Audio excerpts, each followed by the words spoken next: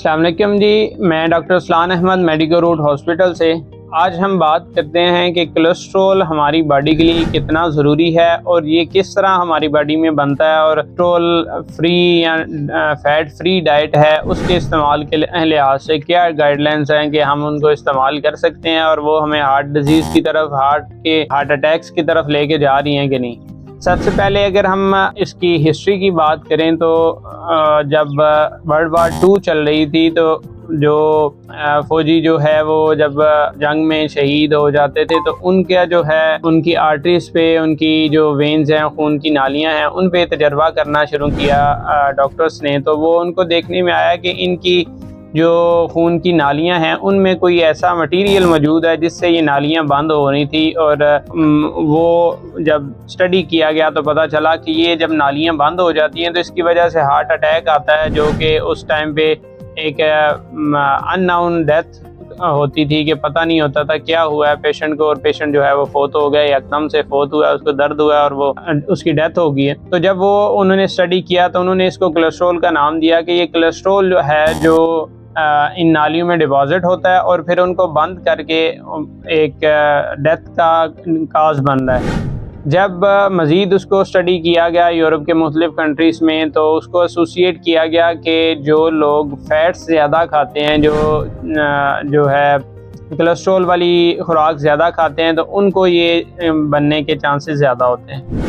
तो इसमें मज़ीद स्टडीज़ होती गई जब, तो फिर पता चला कि ये कोलेस्ट्रॉल अच्छे भी होते हैं और बुरे भी होते हैं। एलडीएल जो है उनको बुरा कोलेस्ट्रॉल का नाम दिया गया, एचडीएल जो है उनको अच्छे कोलेस्ट्रॉल का नाम दिया गया।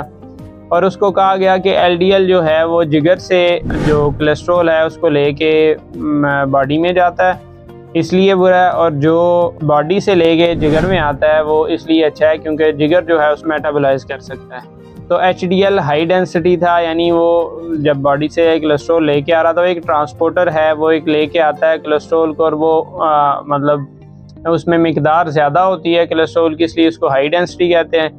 तो उसको अच्छा कोलेस्ट्रॉल कंसीडर किया जाता है। तो जब ये स्टडीज़ की गई तो उसको कोलेस्ट्रॉल, ट्राइग्लिसराइड और एलडीएल को बुरा नाम दे दिया गया और एचडीएल जो है उसको अच्छा कोलेस्ट्रॉल कह दिया गया। लेकिन अगर हम मैकेनिज्म पे बात करें कि ये कोलेस्ट्रॉल बनता कैसे है, जिसमें में अब जो स्टडीज़ मौजूद हैं उनके अकॉर्डिंग ये खुराक इसकी वजह है या फिर हमारा जिस्म उसकी वजह है। तो हमें अब की स्टडीज़ जो हैं लेटेस्ट, उसमें पता चलता है कि हमारे जिस्म में 70% कोलेस्ट्रॉल बन रहा होता है और आप जो फूड लेते हैं उससे 30% जो है वो कोलेस्ट्रॉल बनता है। तो बेसिकली जब आपके जिस्म में इंसुलिन का रिलीज़ ज़्यादा होता है, इंसुलिन जो है वो ज़्यादा रिलीज़ होती है आपकी डाइट की वजह से, आप जो मीठा ले रहे हैं, आप जो गंदम की रोटी खा रहे हैं, जो आपकी ऐसी डाइट है, जूसेस हैं जिनकी वजह से इंसुलिन स्पाइक करती है। तो उस इंसुलिन स्पाइक में आपका जिगर जो है वो ये क्या काम करता है कि उस सारे ग्लूकोज को ग्लूकागॉन की मदद से उसको कन्वर्ट कर देता है फैट्स में, जो कि बाद में एलडीएल और एचडीएल में जो है वो कन्वर्ट होता है। लेकिन ये कि जब मिकदार एक हद से ज़्यादा हो जाती है तो वो एलडीएल और ट्राइग्लिसराइड में ही बनता है, क्योंकि एचडीएल की एक लिमिटेशंस हैं कि वो एक लिमिटेड क्वांटिटी तक रह सकता है। तो इसलिए बुरा कोलेस्ट्रॉल आपकी बॉडी में बढ़ जाता है और अच्छा कोलेस्ट्रॉल जो है वो कम हो जाता है।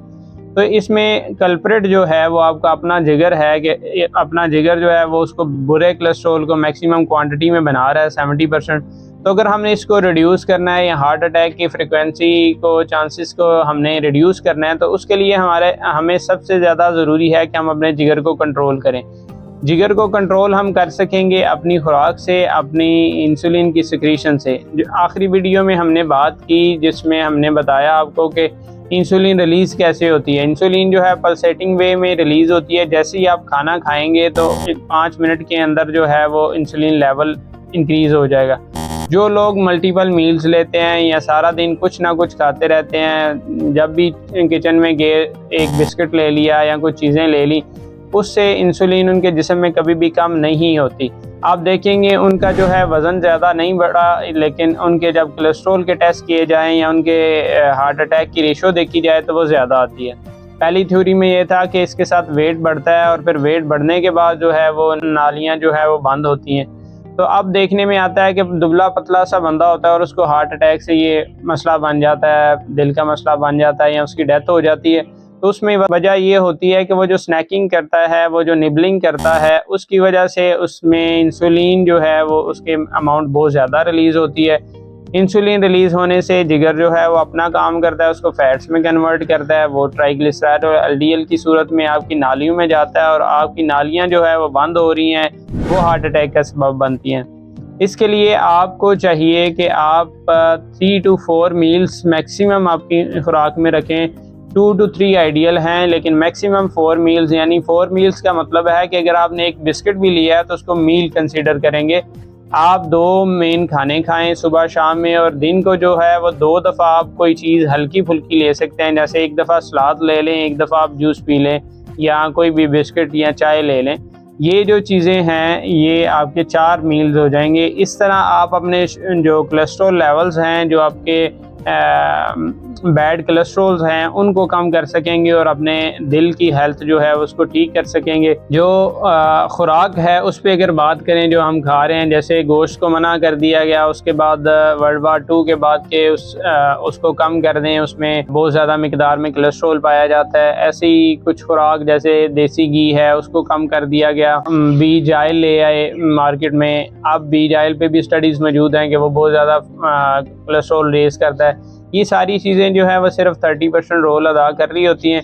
अगर आप अपनी मील फ्रिक्वेंसी को कंट्रोल रखें और इनमें कम्प्लेक्स फैट्स वाली चीज़ें इस्तेमाल करें तो आप ये देसी घी और गोश्त वगैरह जो है उनसे बड़े ज़्यादा फ़ायदे ले सकते हैं और ये आपके जिस्म को बहुत ज़्यादा हेल्दी रख सकते हैं। अगर आपकी जो है इंसुलिन बेजल लेवल पे रहे, इंसुलिन लेवल जो है वो कंट्रोल रहे, तो ये चीज़ें बेहतर हो सकती हैं। ये थी आज की वीडियो। हमारे चैनल को सब्सक्राइब करें ताकि आपको ऐसी वीडियोस मज़ीद मिलती रहें और आप हेल्थ एजुकेशन में इजाफा करते रहें।